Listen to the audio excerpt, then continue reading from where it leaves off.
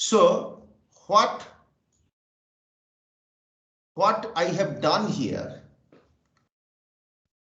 I have got the critical value of the T statistic, F statistic, and the chi-square statistic. So when you carry out statistical test, what I said, often what we do, we look at the tables that are given in the book, and then we compare the computed value with the critical value that is given in the book. But what I have done, I have prepared this sheet with the critical value of T, F, and chi-square for different degrees of freedom. Let us start with the critical value of the T statistic. You know that T test can be carried out either as two-tailed test or one-tailed test, depending on the hypothesis that we specify. Now, here I have prepared this sheet with the values for both, critical values for both one-tailed test as well as two-tailed test. Now, how to get it? As we did in the previous class, we basically need to go for T inverse two-tailed. Okay, and then you give the significance level. This is 1% significance level, and the next one is basically the degrees of freedom. I can just show one here. Basically, you go for this T inverse two-tailed. Okay, then you give the probability 0.01 and you give the degrees of freedom, this one, and you will get the value. This is the critical value. At 1% significance level with degrees of freedom 1. At 1% significance level with degrees of freedom 1, this is the critical value of the T statistic. Now, if the computed value is greater than this critical value, then we'll reject the null hypothesis. So say, for example, if the computed value is say 7.5, then obviously this computed value is greater than this critical value and the null hypothesis will be rejected. So this I have done for 1% significance level, 5% significance level, as well as 10% significance level.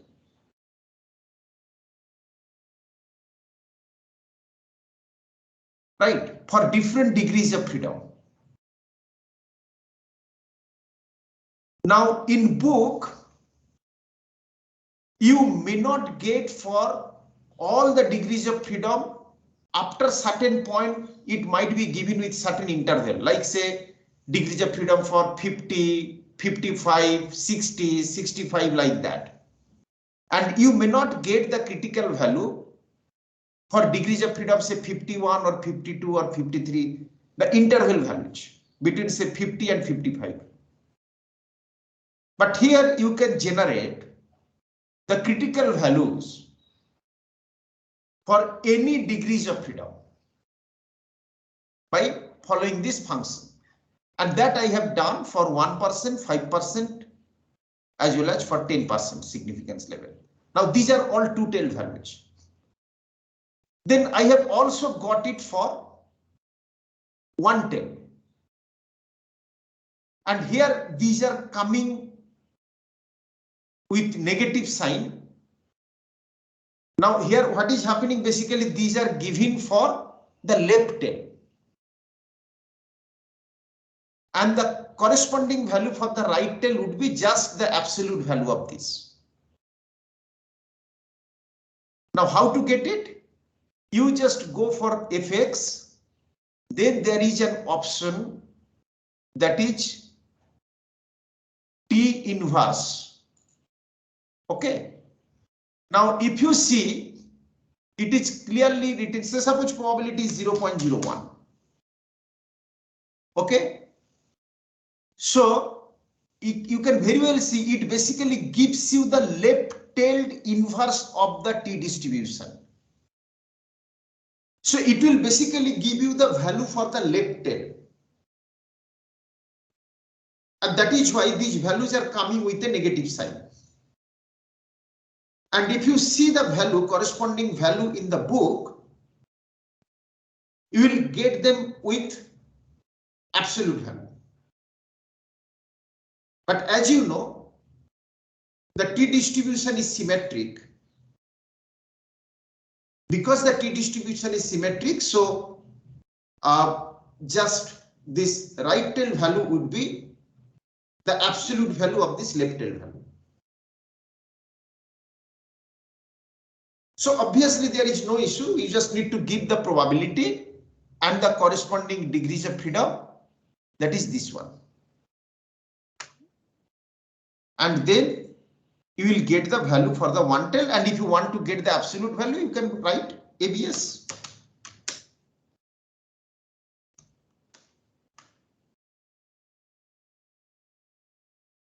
So here basically these values are given for the left tail.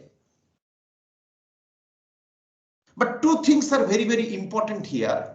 What I was trying to tell in yesterday's class. How do we make conclusion on the testing of hypothesis? As I said, if the computed value is greater than the critical value for the given degrees of freedom and the chosen significance level, then the null hypothesis will be rejected. So two things matter here. In addition to the computed value of the T statistic, this critical value depends on two things. You can see this table is having two dimensions. One is the chosen level of significance, another is the degrees of freedom.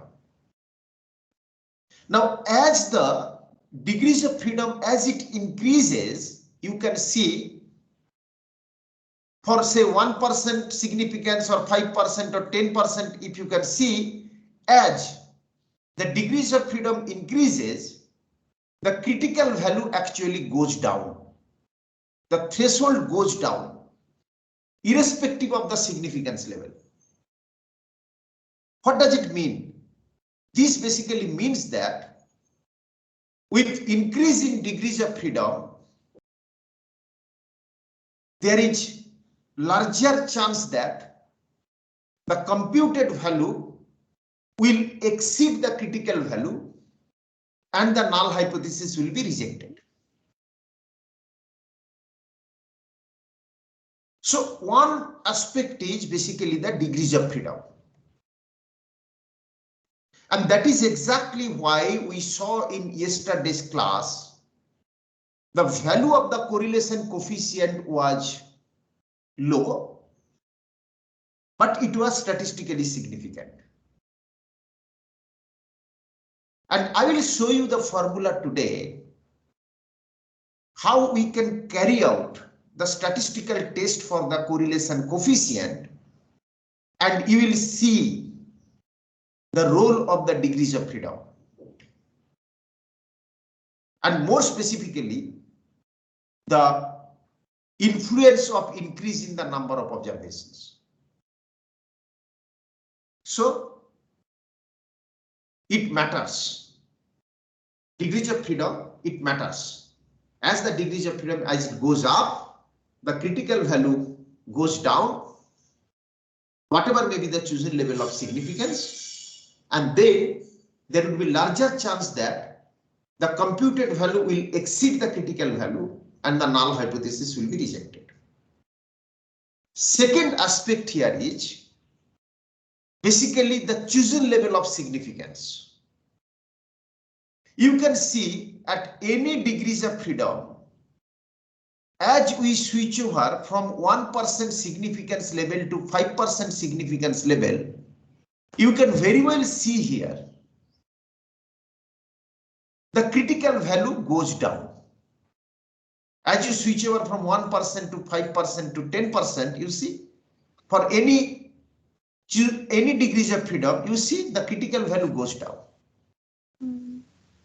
And this means that a particular computed value of the T statistic will have larger chance to exceed the critical value and hence to reject the null hypothesis. Let us take for this degrees of freedom 12, let us assume that the computed value is 2. Now what happens here? If you select 1% significance level, then you see this is the critical value and this is the computed value. The critical value is higher than the computed value. Hence the null hypothesis is not rejected. If you select 5% significance level, then also the null hypothesis is not rejected. But if you select 10% significance level, you see, then the critical value falls short of the computed, or the computed value exceeds the critical value, and the null hypothesis will be rejected. So for same significance level, as the degrees of freedom goes up, there is larger chance that the computed value will exceed the critical value and the null hypothesis will be rejected because the critical value goes down. In the same way, for the same degrees of freedom, as we switch over from 1% significance level to 5% significance level to 10% significance level, then also the critical value goes down. And there will be larger chance that the computed value will exceed the critical value and the null hypothesis will be rejected. Now, yesterday I raised a question that if I want to test the hypothesis that beta is equal to 0, whether we should prefer 1% significance level over 5% significance level. And as some of you pointed out, yes, we should prefer 1% significance level to 5% significance level when we are testing the null hypothesis beta is equal to 0. Why? We can think of the logic in this way. What is the hypothesis here? The hypothesis here is that beta is equal to 0, the null hypothesis. So we are basically trying to see if there is a relationship between x and y, if x has any statistically significant impact on y. If null hypothesis is not rejected, that means beta is not different from 0. That means there is no significant influence of x on y.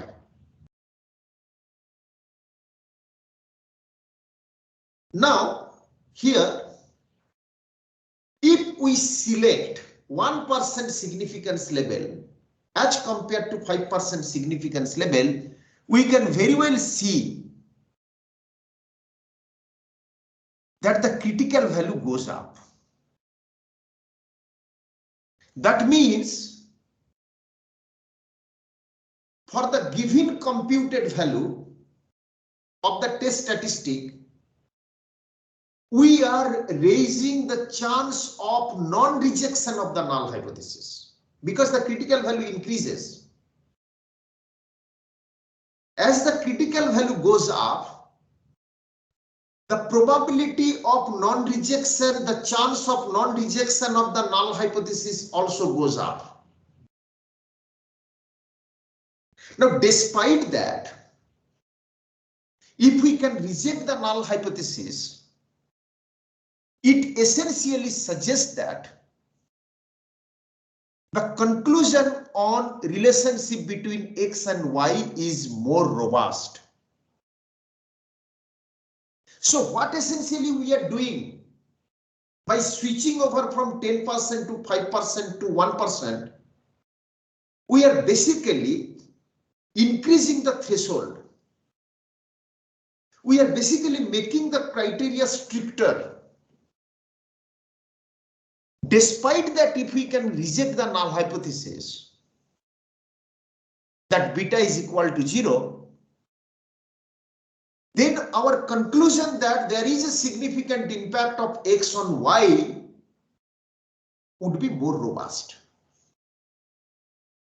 And that is why, while testing the hypothesis like alpha is equal to 0 or beta is equal to 0, we prefer 1% significance level to 5% significance level to 10% significance level, because 1% significance level has higher critical value, higher threshold as compared to 5% level, as compared to 10% level. So you are basically bringing in stricter criteria. And despite that, if you can reject the null hypothesis, your conclusion is more robust. But again, I'll say just opposite in some other context, where we'll prefer 10% to 5% to 1%, somewhere like when we'll be going for testing for autocorrelation, heteroscedasticity, something like that. But again, those problems are different, and we'll discuss on this issue again when we get back to some such problems. But here we are testing the hypothesis that beta is equal to 0, and to impose stricter criteria to enhance the threshold, we are basically going for, or we prefer 1% significance level because it has a higher threshold. I think someone was asking some question, no? Sir, I am unable to understand this.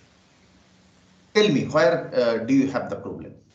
So, like, you explained it from the basic that when we are taking beta equal to 0 Right. in the null hypothesis, how it is like how it is affecting X change with Right. Y. From Right. that point of time, I got confused. Okay. Okay. See, if I take a bivariate regression model, yi is equal to alpha plus beta xi plus ey, right? Now, if I need to have significant influence of X on Y, what do I need to have? Value of beta should be big. Should be more. No. Value of beta should be statistically significantly different from 0. Yes, statistically significant. Yes. See, when you estimate a model, you will get some value of beta. Whatever model you estimate, it may be very close to 0, but there will be some arithmetic value of beta, right? but that value of beta may not be statistically significant. Are you getting my point? Yes, sir. So here it is not a question of high value of beta or low value of beta. Here the primary question is whether beta is statistically significantly different from 0. If it is different from 0, whatever may be the value of beta, if it is statistically significantly different from 0, that means what? X has statistically significant impact on Y. And if it is not statistically significantly different from 0, that means X doesn't have any statistically significant impact on Y. Is it clear? Yes, sir. So we need to see if beta is statistically significantly different from 0.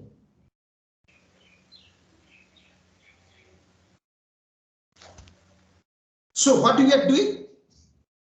We are computing the t statistic. How? That already we have discussed. We are computing the t statistic by as beta hat divided by standard error of beta hat. Right? Yes, sir. Now question is how to ensure or how to test if this is statistically significant. So for that what we are doing, we are comparing that critical value of computed value of t statistic that you have computed by dividing beta hat with standard error of beta hat. So let us assume that when I divide beta hat by standard error of beta hat, I get the computed value of t statistic as this. So this is the computed value of the t statistic. Is it clear? Yes, sir. Now we need to compare this computed value of the t statistic with the corresponding theoretical value or the critical value. Now how to get the critical value? We can get the critical value of the t statistic either from the table or by using this function in Excel, say for example. And if say for example the degrees of freedom, if it is 12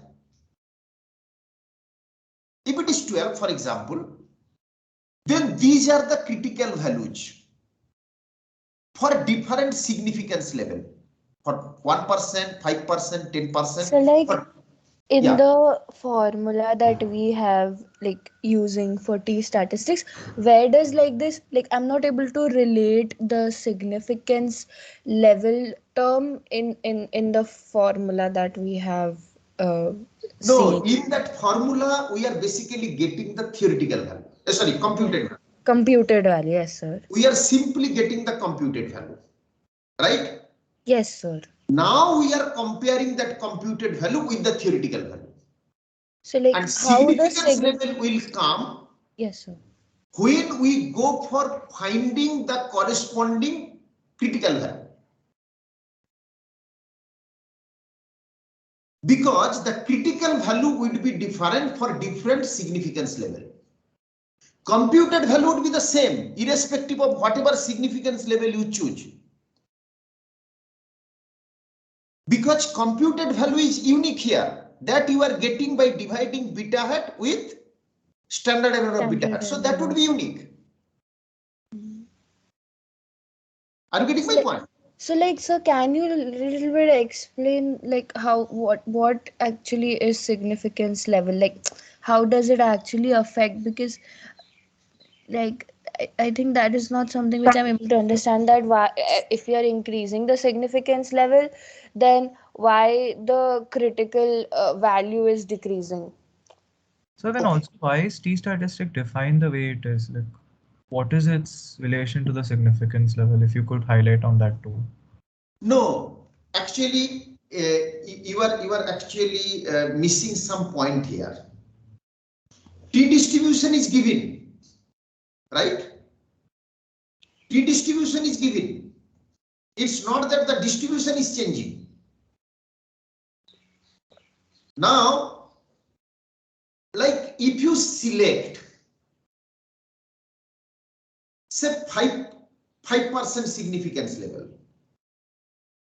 When we talk about the distribution, if you see the graph, what is there along the say horizontal axis? What do we measure along the horizontal axis for any distribution? Can you tell me? It's a very important question that you all have raised. But what do we plot along the horizontal axis and what do we plot along the vertical axis? Vertical axis would be probability and the horizontal. Exactly. And what do we plot along the horizontal axis? The corresponding value of the variable, random variable, isn't it? The range of the variable. The corresponding value of the random variable, say x. X is a random variable. Yes. So, when you go from say 5% to 1%, what you are doing? You are basically moving toward the tail, isn't it? Are not you moving toward the tail? As you switch over from 5% to 1% or from 10% to 5%? Sir, moving towards the tail means like moving towards nearer to the y-axis, right? No.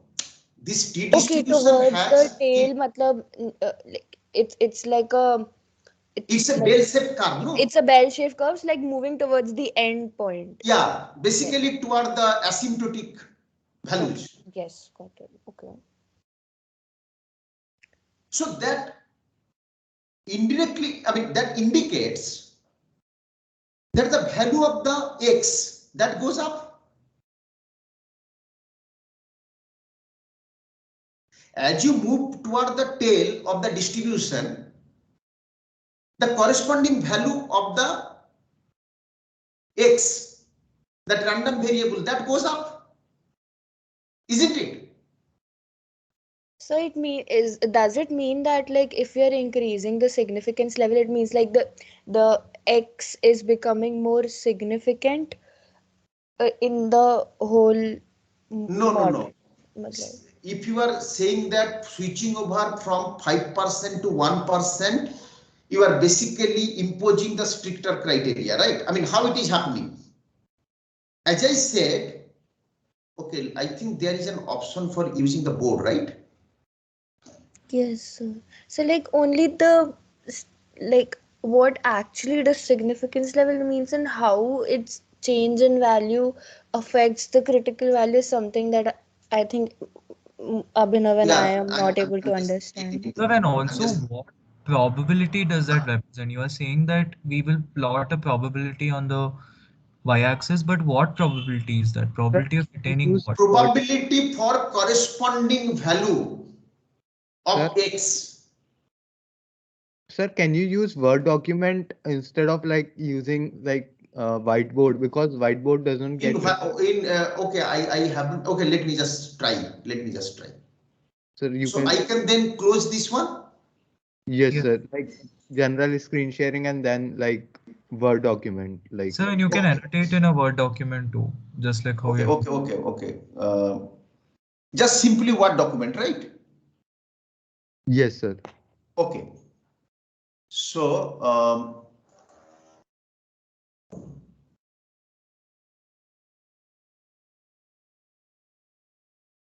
is it visible? Is the Word document visible? Yes, sir. Yes, now sir. you can use, sir, like design tool to like write, I think.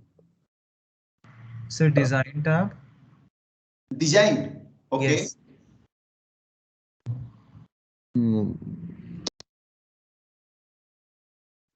Sir, Then can you open OneNote if you have that? You can use the annotation there. which Sir, one? Sorry. OneNote. OneNote.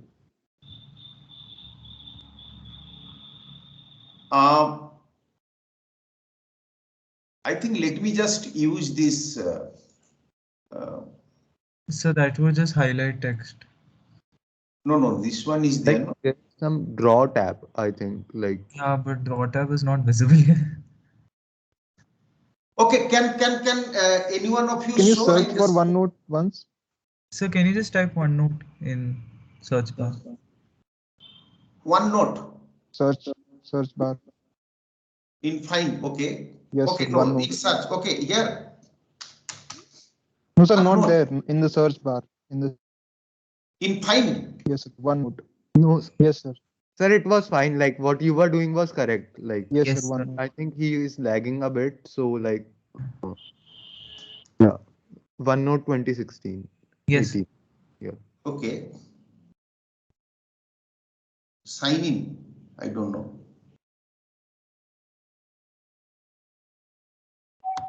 Anyway, Yes, sir, you can just sign in. I'll just get back to I think instead Yes, of sir. It opened, sir. Sir, it opened. You can now click draw there and draw.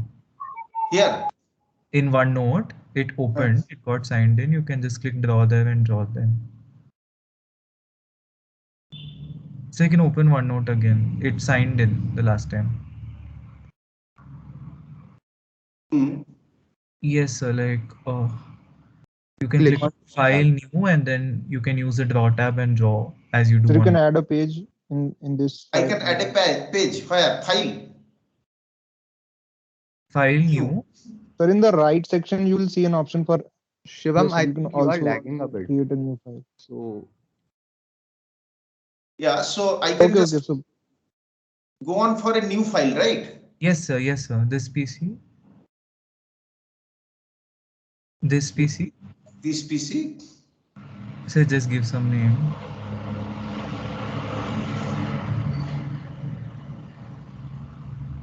So and then on top, next to insert, there's draw. Okay. I have Yeah. got it. Now you can draw just like how you do it on whiteboard. Okay. Thank you. I mean, so I can draw anywhere, right? Yes, sir. It's just like whiteboard. Okay. So what I'm saying, basically,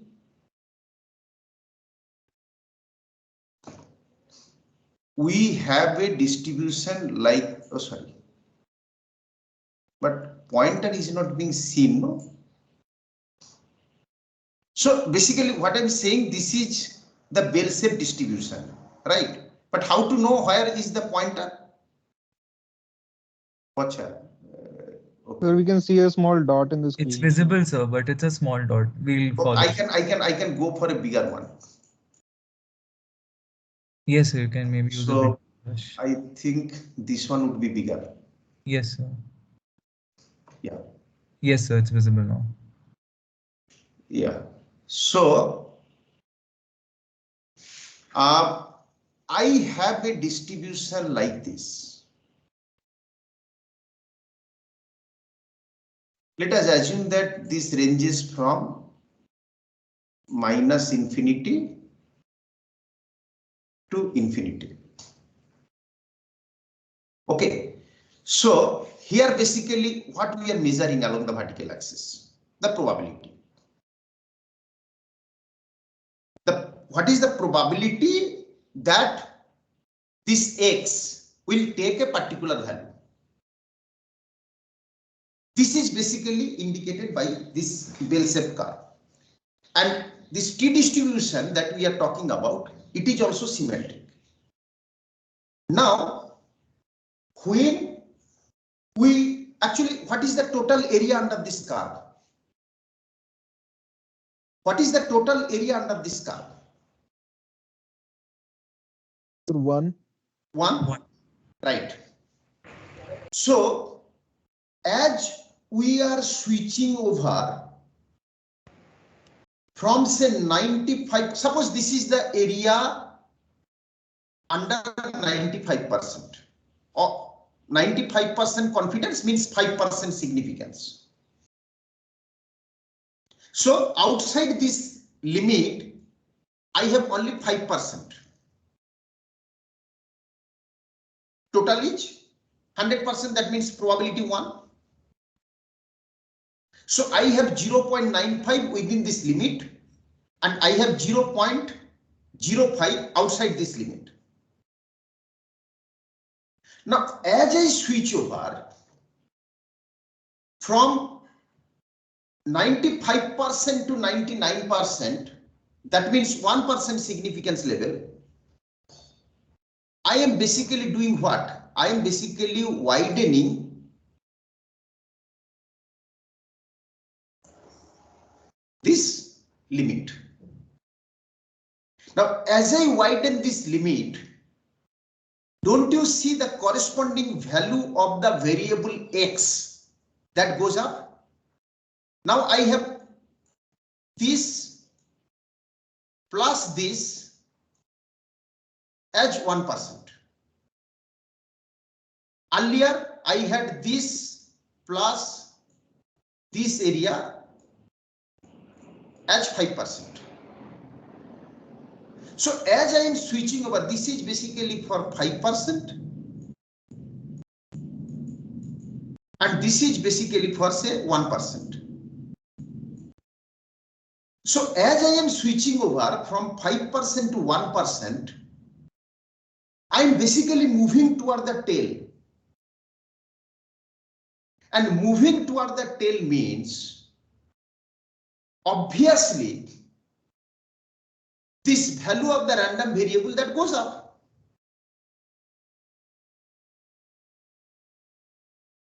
That means the critical T goes up. Is it clear? Is it clear?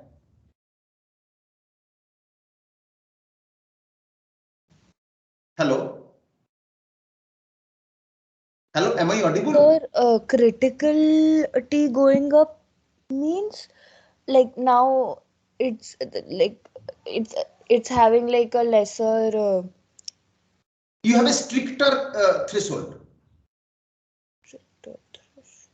isn't it? like But- in terms of area. Actually, what is happening? As you are widening this range from here, earlier you had this range. Now you are widening this range. Yes, sir. So what you are doing basically, you are increasing the probability of lying in, basically you are increasing the probability that the computed value will fall short of the critical value. Isn't it? You are basically increasing the chance that the computed value will fall short of the critical value because you are widening the range. You are basically raising the probability of it lying somewhere in this range from here till here. Now, despite that, the computed value exceeds the critical value. That means it's a robust conclusion. Let me just give an example. Suppose in a competition, I need to select, say, top 10%. The matter is very simple. I'll basically put them in descending order and I'll take basically top 10% of the contestants from the list. Now suppose I need to decide between pass and fail.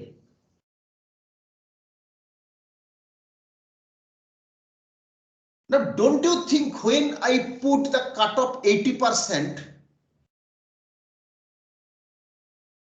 the selection is more robust as compared to when the cutoff is set. I mean, in the sense that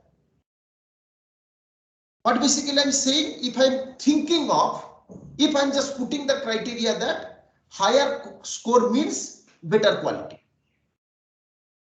If I just think in this way,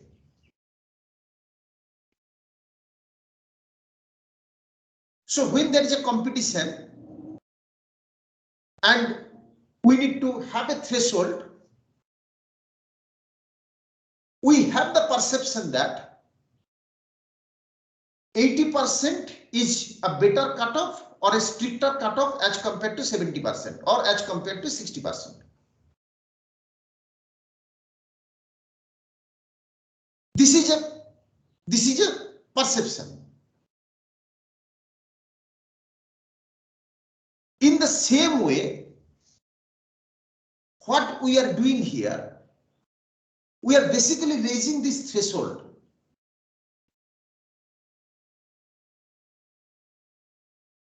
We are raising the threshold from 5% to 1%.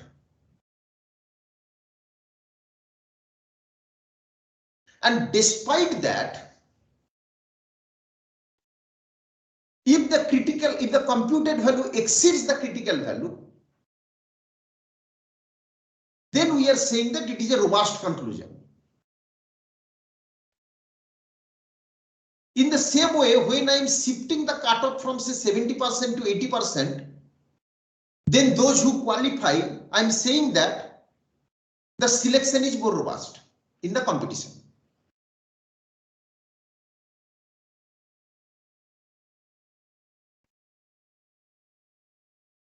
That is the logic we can apply while switching over from 5% significance level to 1% significance level.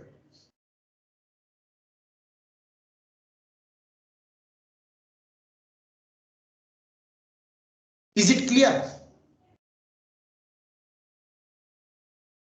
Is it clear? Hello? Yes, sir. I don't know who had asked this question. I mean, is it clear to all of you? Else tell me, I mean, if you need further explanation on this. Sir, like it's clear that when we are moving from 5% to 1%, then the critical value, like, so basically we're having a greater threshold, and even after that, if the calculated value is the computed value is less, greater than the critical value, then the model is robust. I mean, the conclusion on the test. The conclusion on the test is robust. And hence the model is robust. Okay, so now like, sir, coming back to the Excel sheet that you were presenting. So Right. in So should I that, close this? Should I close this? yes, sir. Yeah, tell me. So here, you, like, I got that why coming from 5% to 1%, the critical value get increased. So, but like you also gave like an explanation to uh, taking beta equal to 0, and why when we have to like not like discard the null hypothesis, and like when not to do that, I didn't get that starting explanation too that you gave, like if beta is equal to 0, and if after that we are getting critical value less than computed value, then how the null hypothesis is rejected. Okay. Now suppose here the computed value is 2. Is it okay? Here Yes. the computed value is 2. Let us assume that. And suppose I select the significance level at 10%.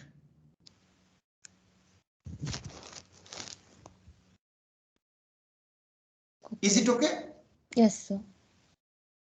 Now critical value is at 10% corresponding to 12 degrees of freedom, 1.7823, you see. And this is the computed value. The computed value is greater than this critical value. Yes, sir. That means what? This value lies outside the range, outside the limit that I was showing you.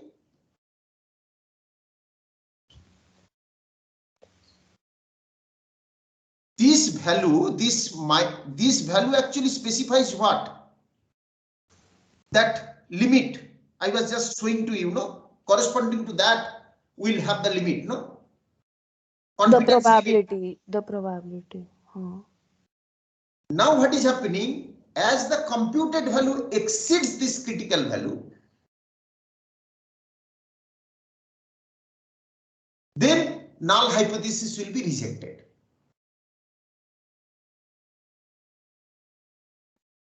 Because you are now outside the confidence interval. And as the null hypothesis is rejected, that means what? Beta is different from 0. And if beta is different from 0, that means there is a relationship between x and y. Yes. Now, if, say for example, I select 1% significance level, then you see this computed value falls short of the critical value.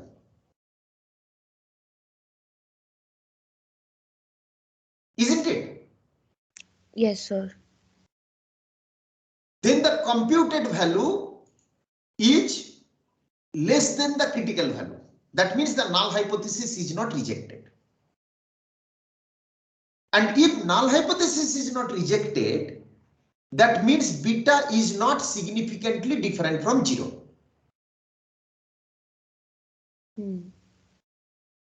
That means there is no significant impact of x on y.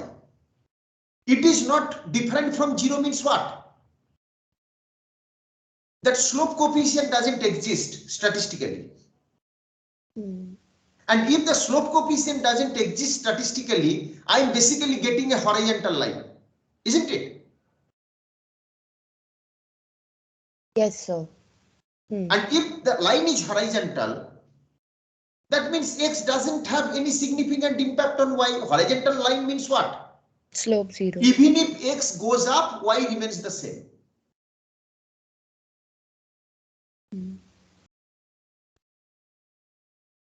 That means there is no significant impact of x on y. Now, interesting part here is that if you select 1%, then you are concluding that there is no significant impact. But if you select 10%, then what you are doing? You are concluding that there is a significant impact.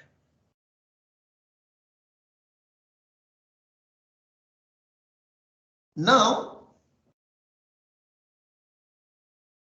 for example, for a particular exercise, there are two students. One student is selecting 1% significance level, and the null hypothesis is not rejected. Another student selecting 10% significance level, null hypothesis is rejected. Then what to conclude? Two students will have two different conclusions. One student will say there is no significant impact of x on y. Another student will say there is significant impact of x on y.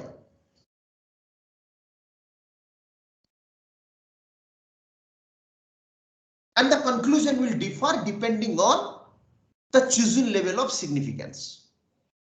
Am I right? Yes, sir. That's the point I was trying to make yesterday. So I think in some of the years I had put a question like this in the exam. Suppose while estimating a model, if you select 1% significance level, the null hypothesis will not be rejected, and if you select 10% level, the null hypothesis will be rejected. What will you do?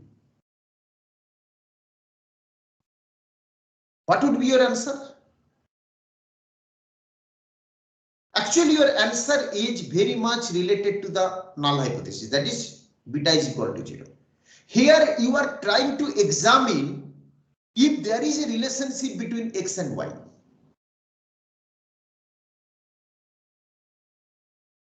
So here what you are doing, you would like to put a stricter criteria. Like, as I said, in a competition, or say in your course, like in econometric analysis 1, while deciding, say for example, the grades, why do we assign excellent grade beyond 90, beyond the score of 90? Because we feel that performance is better when the score exceeds 90 as compared to when the score is between say 80 and 89 or between say 70 and 79.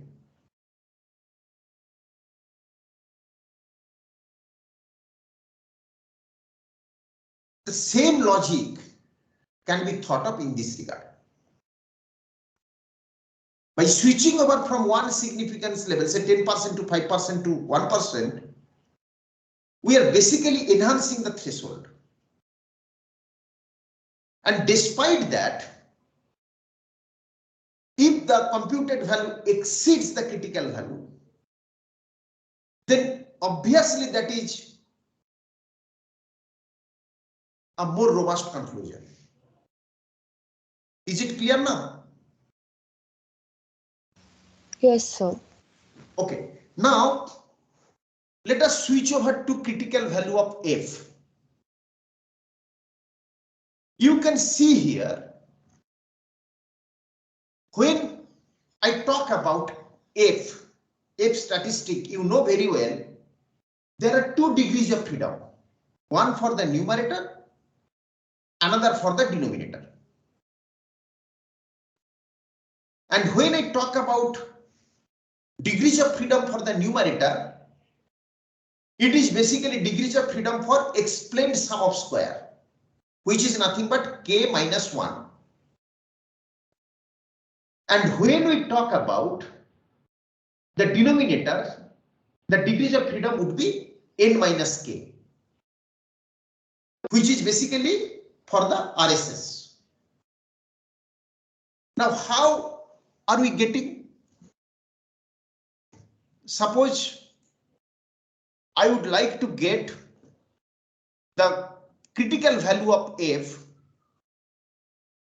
Say, for that we need to go for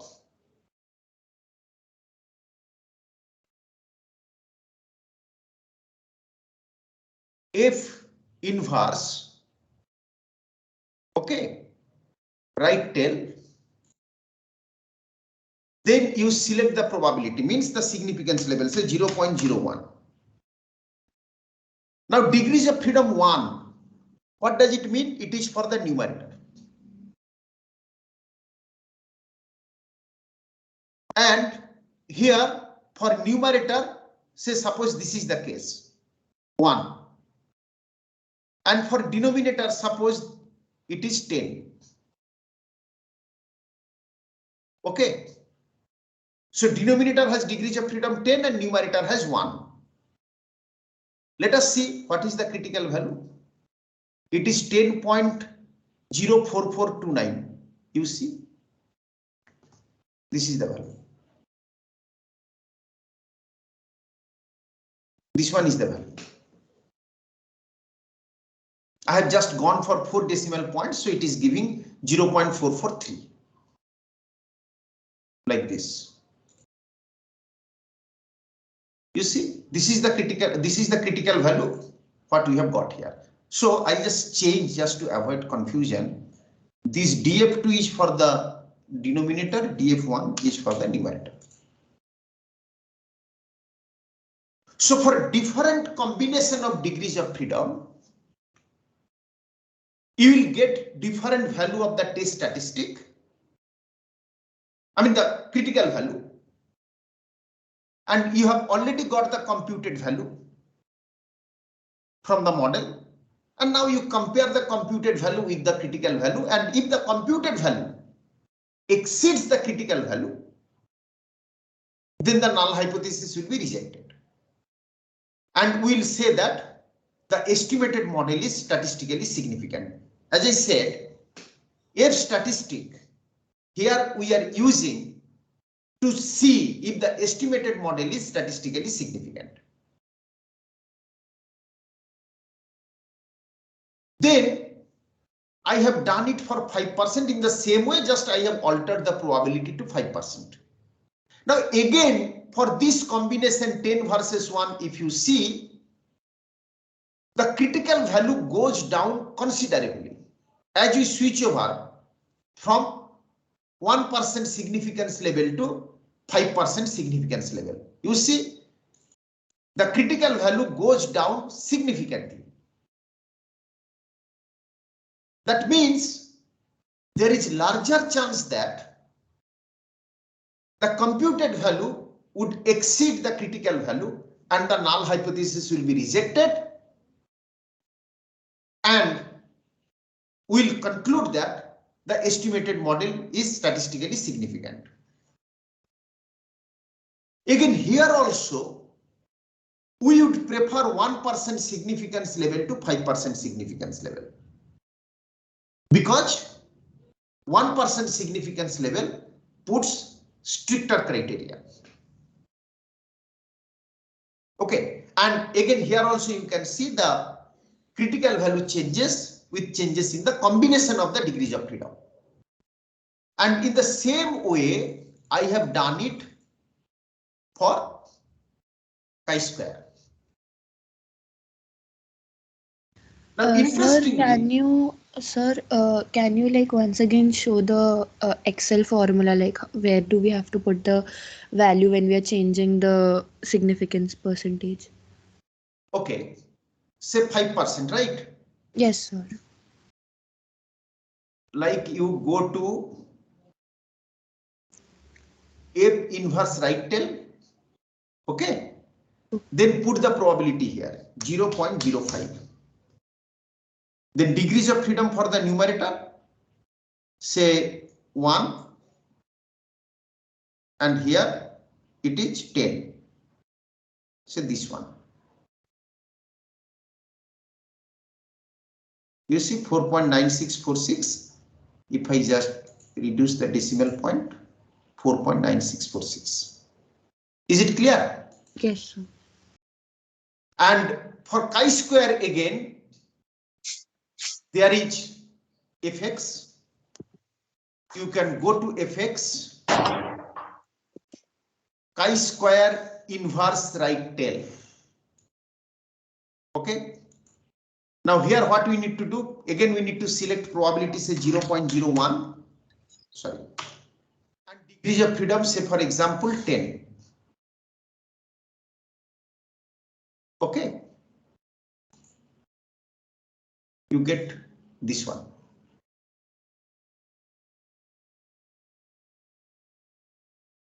You see, same value you get here. Now you can change the significance level. Again, you go to chi-square inverse right tail, change it to 0.05, same degrees of freedom, say 10, and you will get it. You see? And this is what you are getting here. Is it clear? So this degrees of freedom that we are doing in chi-square is the ratio, right? Like the final ratio. No, how do we compute the chi-square value? Oh. It is basically summation of standard normal variables. Square of standard normal variables. It is basically summation of the square of standard normal variables. So degrees of freedom basically depends on how many standard normal variables you are adding. Are you getting my point? Yes, sir. Now what is happening? Very interestingly, if you see, unlike the case of say T distribution, here as the degrees of freedom is increasing, you can see the chi-square theoretical value, it is going up. Just compare with T. Here, the degrees of freedom, it is increasing, the critical value is going down, isn't it? Just you see, for any significance level. But if you go to chi-square distribution, you see as the degrees of freedom it is increasing, the critical value is going up. Can you tell me why?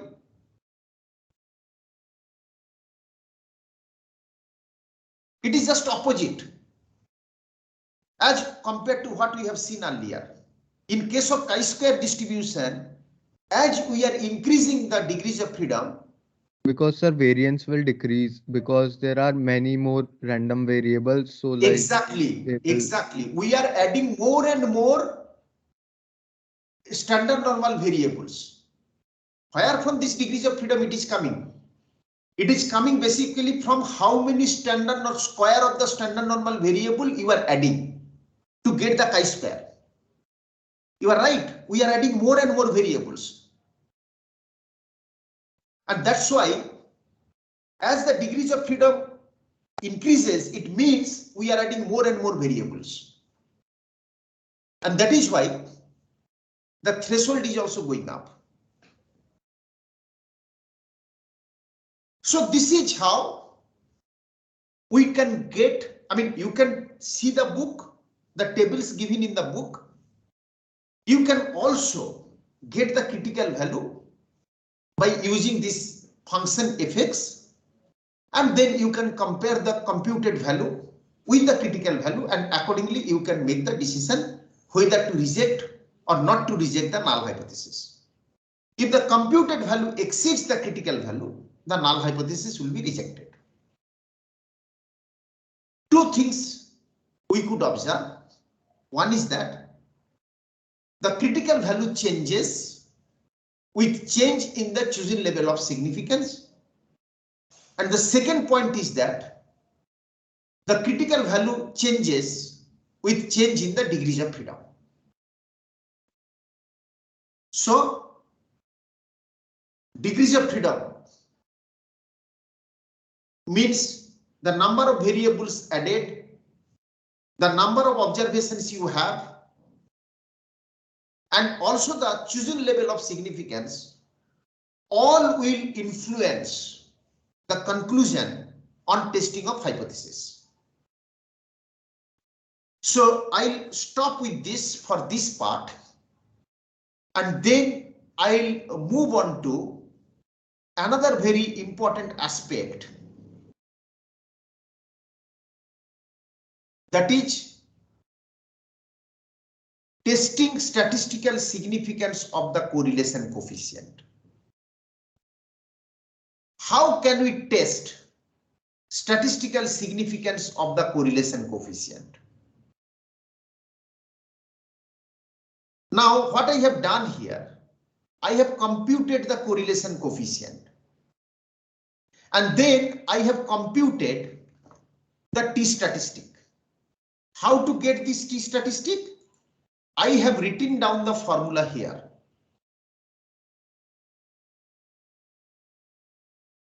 Later on, you can see here. This is the formula for computing the t statistic. R into square root of n minus 2 divided by 1 minus r square. And here we are testing the null hypothesis that the correlation coefficient is 0 against the alternative hypothesis that the correlation coefficient is different from 0.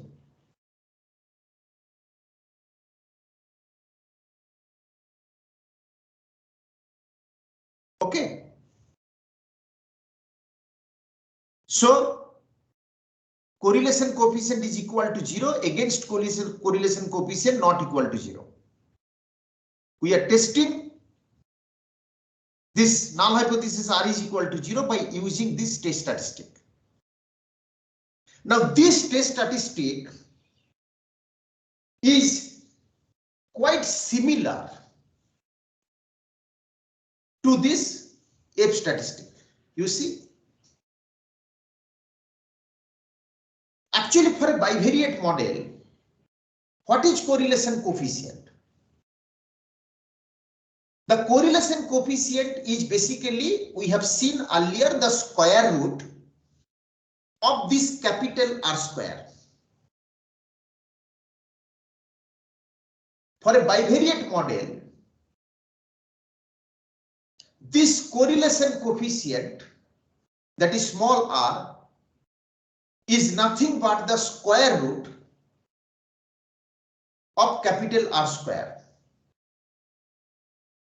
So capital R square statistical significance we are testing by using F. And for a bivariate model, you know, T is nothing but the T for beta, of course, beta hat. This is nothing but the square root of F. And if you just take square root of this for a bivariate model, that is n minus 2 divided by 2 minus 1, that is 1.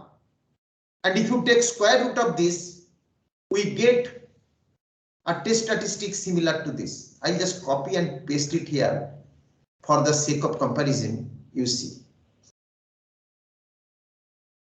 if you just take square root of this for a bivariate model, that is for k is equal to 2, you will get a test statistic like this. So this test statistic we use to test the statistical significance of the correlation coefficient. And this is what I have done here. You can see it later on. Another interesting aspect that I would like to show you,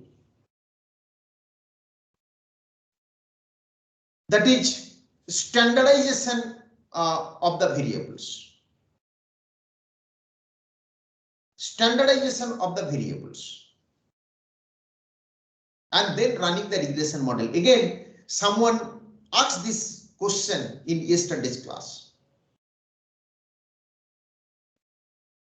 What we need to do here to standardize a variable? We basically need to get the mean and the standard deviation. And this is the command. This is the command. I can show you after some time how to get. But what we have done, we have basically used this command and we have got these summary statistics for both the variables. And then we have standardized the two variables X, I mean GDP and savings. We have named the new variable for GDP as capital X and for saving as capital Y. And what is capital X? You just need to write this. This original X minus the mean divided by the standard deviation. Okay, same we have done for Y, and two new variables have been generated.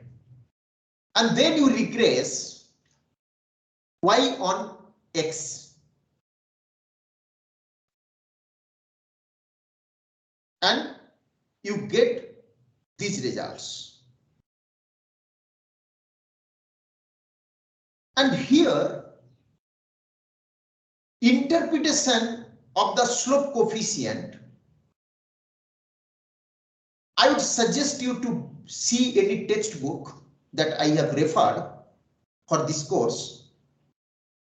You will get it. I mean, how to interpret. I'm not getting into that detail right now. But I would like to highlight one very, very important point.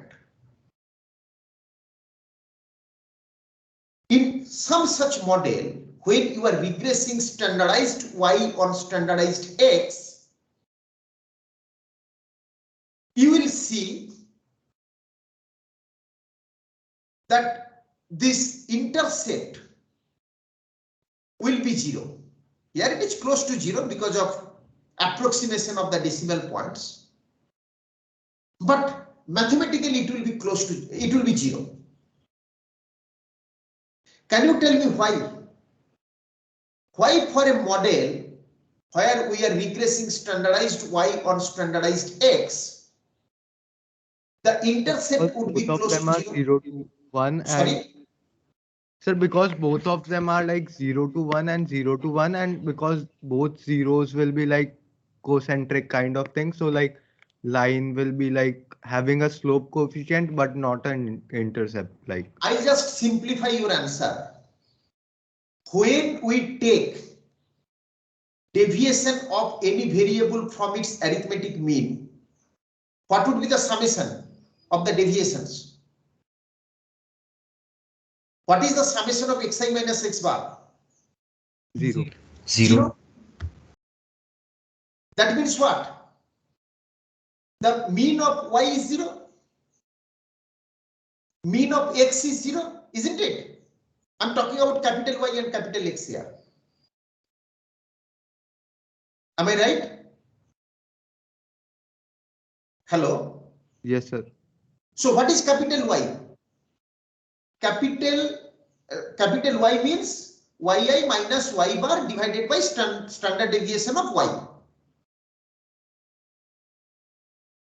And if we take mean of this capital Y, then definitely I need to sum the numerator and the summation is 0. So y bar is 0.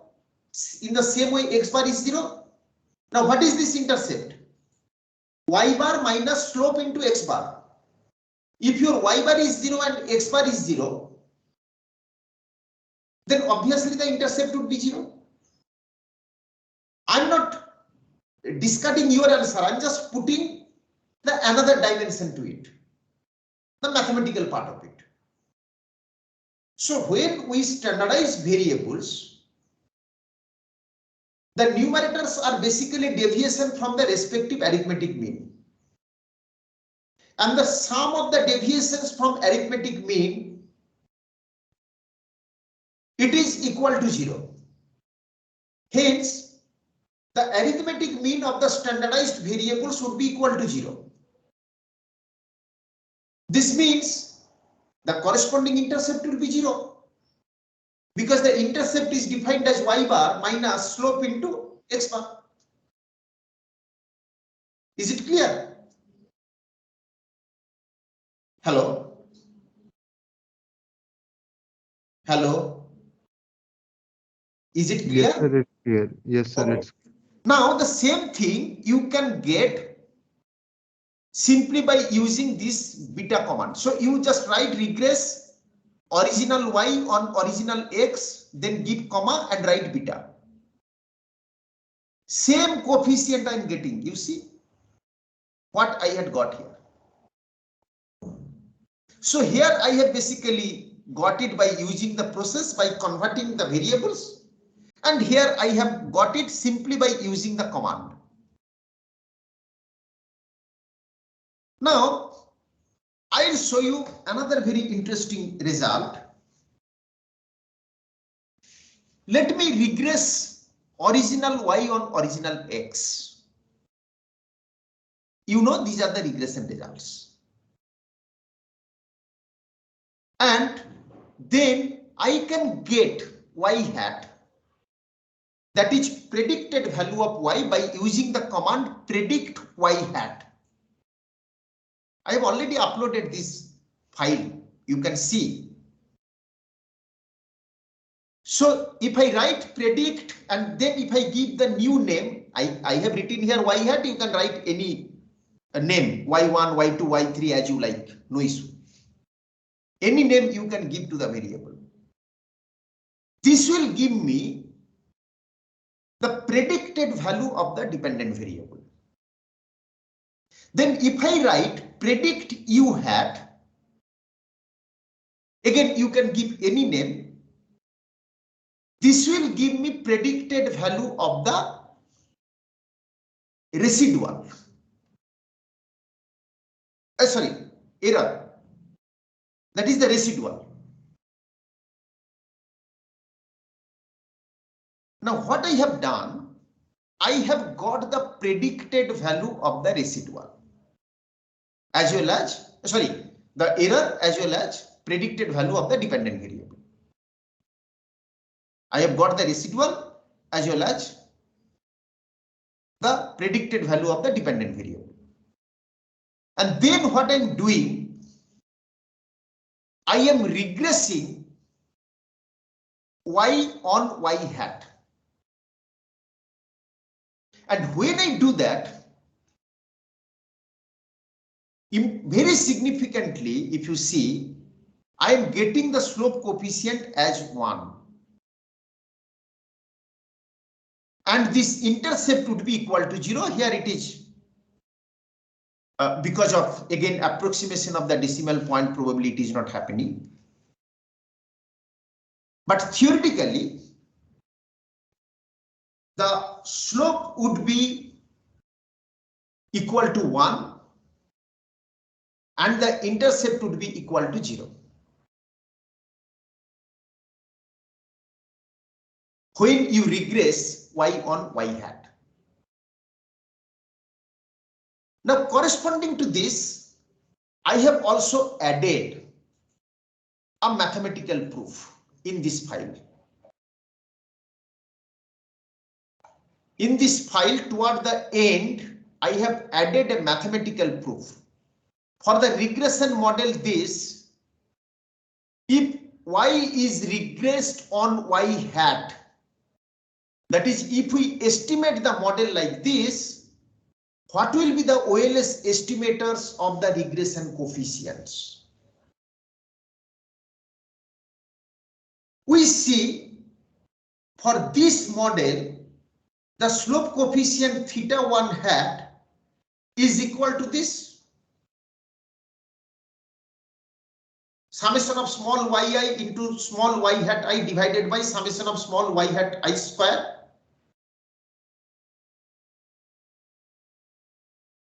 Now, what is y hat I? You see, y hat I is equal to yi minus y hat, small y hat I is equal to capital yi minus capital Y hat I, which is equal to alpha hat plus beta hat capital Xi minus alpha hat minus beta hat capital X bar. And eventually this is giving me beta hat into small xi. So small y hat I is equal to beta hat into small xi. Hence, what would be theta 1 hat? Theta 1 hat would be equal to, I'm just replacing y hat I with beta hat xi.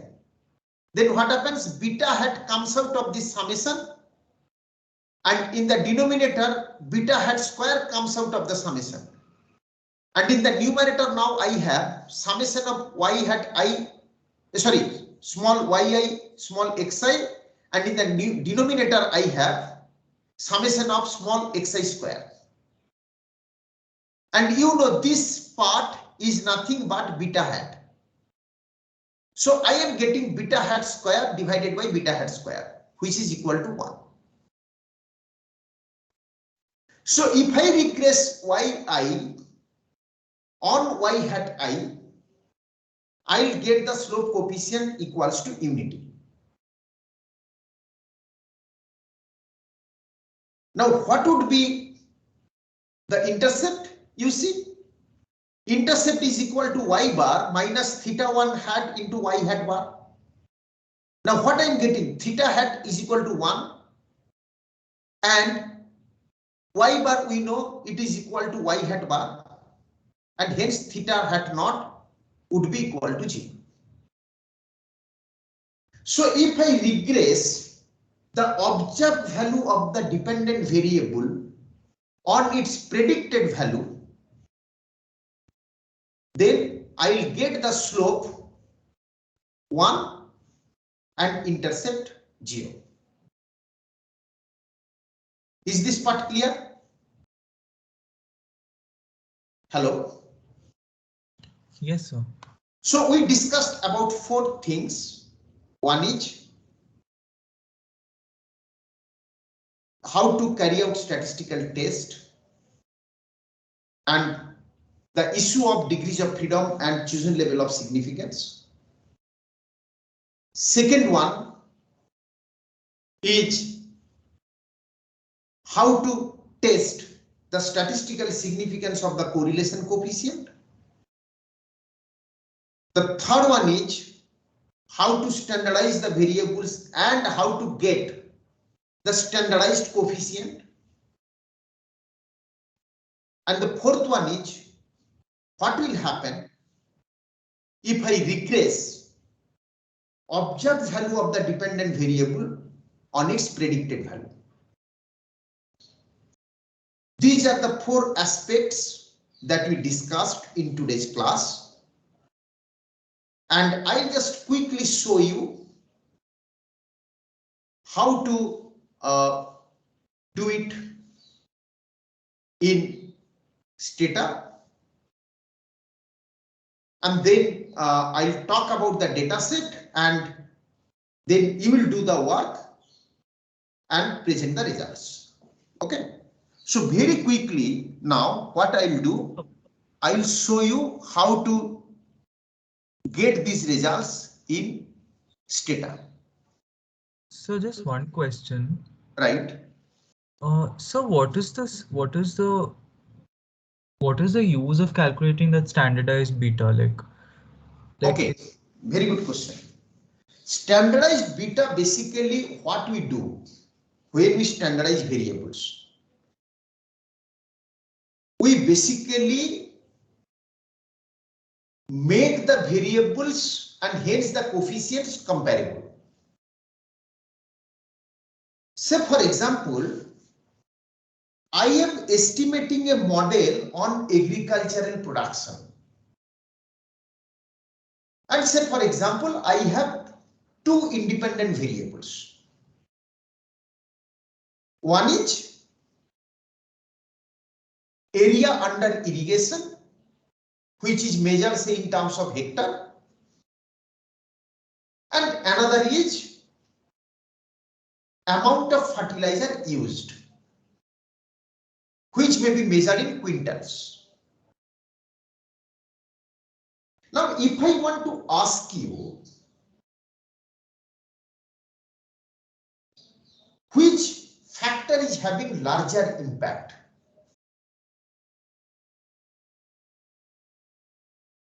can you just straightway compare the 2 coefficients? Avina? No, because they're in different units. Exactly. So by standardizing the variables, we are controlling for their scale, we are controlling for their origin, and also we are making them unit free so that the coefficients become comparable. And we can find out which variable is having the larger impact on the dependent variable. And this part would be very, very important, not so for a bivariate model, but definitely for a multiple regression model. Another way of comparing the coefficients, as I said in one of the classes, we can convert the variables into logarithmic scale. When you convert the variables into logarithmic scales, then the coefficients basically represent elasticity. And we know elasticity is a unit free measure. Again, through log transformation also the coefficients become comparable. But I'm telling you, at this stage, we are basically talking about standardization of the variables, converting the variables into logarithmic scale so that the coefficients become comparable. But in subsequent discussions, you will see we will not stop there. Suppose we have standardized variables, two independent variables, x1 and x2.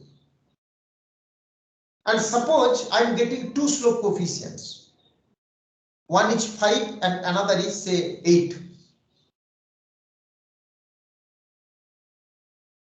Suppose the coefficient of x1 is 5 and coefficient of x2 is 8 after standardization of the variables. Does it necessarily mean that x2 has larger impact on y as compared to x1? Not necessarily. In this course, we will not entirely depend on arithmetic value of the coefficients. We will also make their statistical comparison. 8 may be higher than 5. But remember, 8 may not be significantly higher than 5 statistically. Because when we estimate the coefficients, they have the standard errors also. So, simply arithmetic comparison of the coefficients will not be enough. We need to see how do they differ statistically. And that discussion we will carry out later on.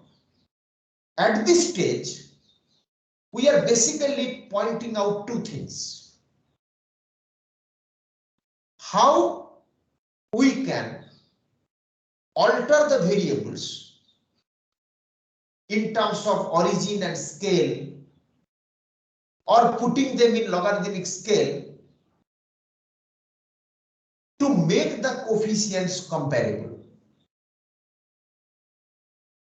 First, we are making them comparable through standardization or through log transformation. The other day in the class, we have talked about log transformation of the variable. Today, we talked about standardization of the variables. So at this stage, we are basically talking about comparison, making the variables making the coefficients comparable. But we are not comparing the coefficients. That we'll do later. We'll compare the coefficients not arithmetically in this course. We'll compare the coefficients statistically. And you will see, maybe say one value is 8, another value is 5. Apparently, it looks like 8 is, obviously, arithmetically 8 is higher than 5. But when we go for statistical test, we may find that 8 is not significantly different from 5. So, I repeat, at this stage, we are simply understanding how to change the variables, how to change the measurement of the variables to make the coefficients comparable. We are not talking about how to compare the coefficients. Is it clear, Abhinav? Yes, sir. Okay, so two type of transformation of the variables we have talked about. In earlier class, we talked about log transformation. In today's class, we are talking about standardization. Now, quickly, I'll go to the data part, and then I'll just tell you what you need to do. Now, let us get back to the Excel file. Suppose I am regressing two variables. I mean, this y on, sorry, I think I didn't, I need to go for the regression command. So this y is regressed on this x. If I click on these residuals, remember, if I click on this in Excel, I'll get the predicted value of y. You can see here. This is predicted value of y, and this is the residual. Here I get the predicted value of y, and here I get the residual. Just you need to click on residuals. Now let me get back to Excel. Okay. Let me just take these two variables into Excel.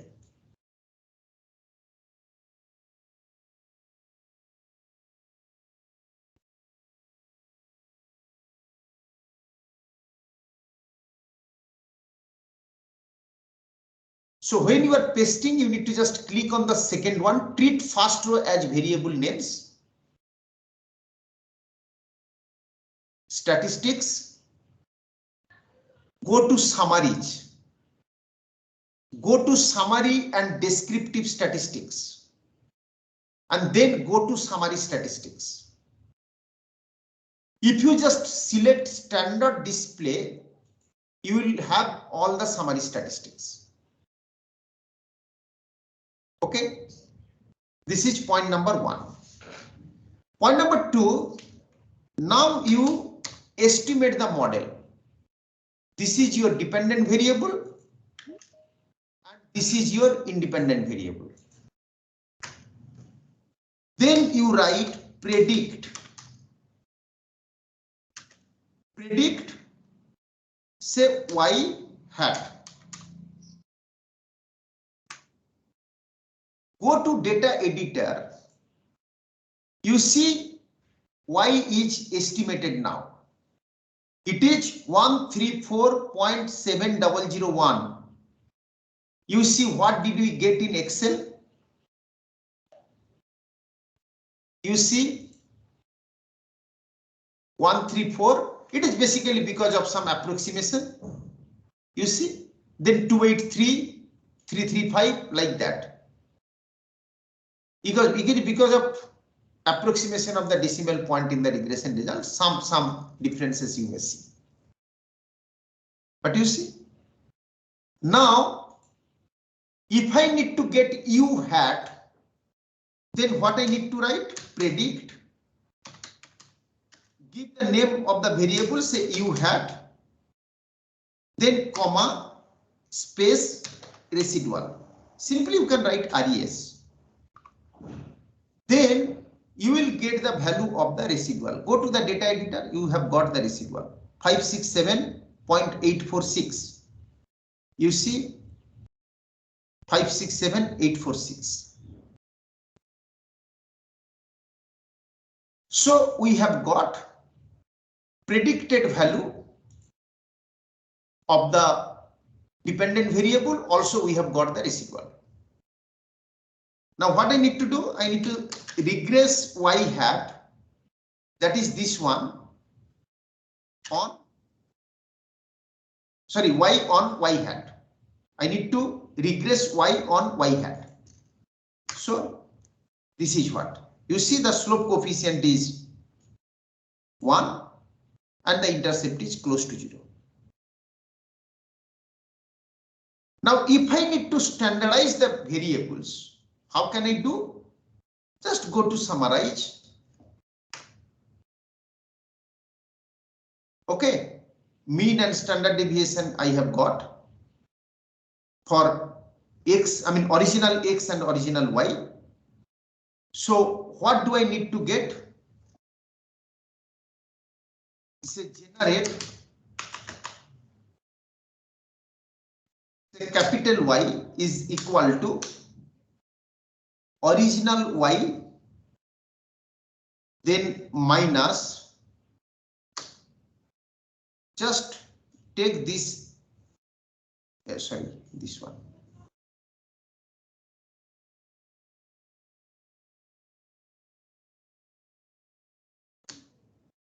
Okay, divided by standard deviation of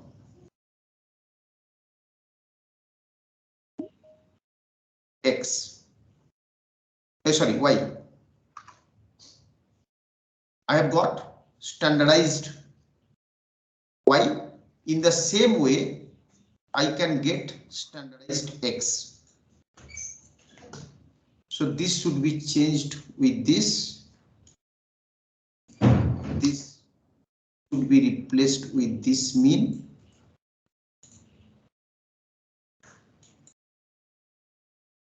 And this should be replaced with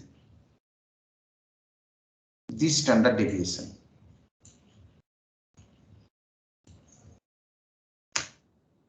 Now you can see the standardized variables, the values are generated here.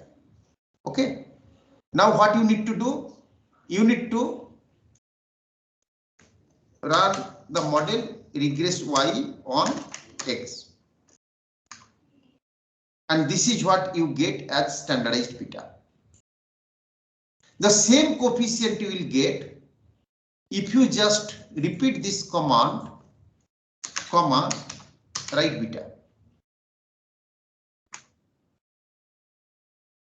You see, same standardized beta you are getting here.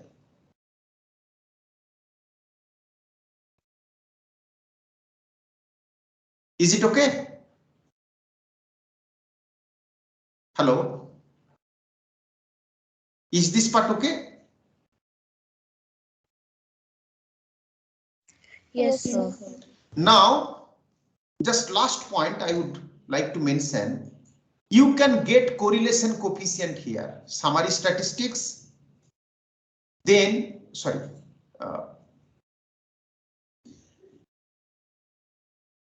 you see pairwise correlations. Here you select the two variables. The variables are selected, and if you want to test the statistical significance of this correlation coefficient, just click on this. Print significance level for each entry. You see, the significance level is given here.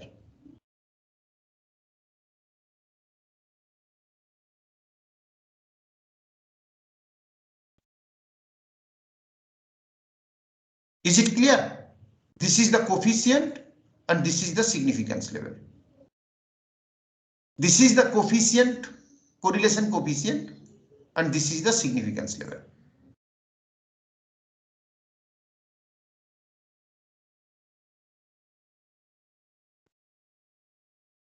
Is it okay?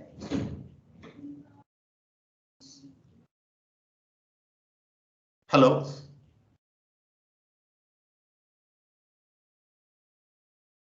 So I'll stop here, and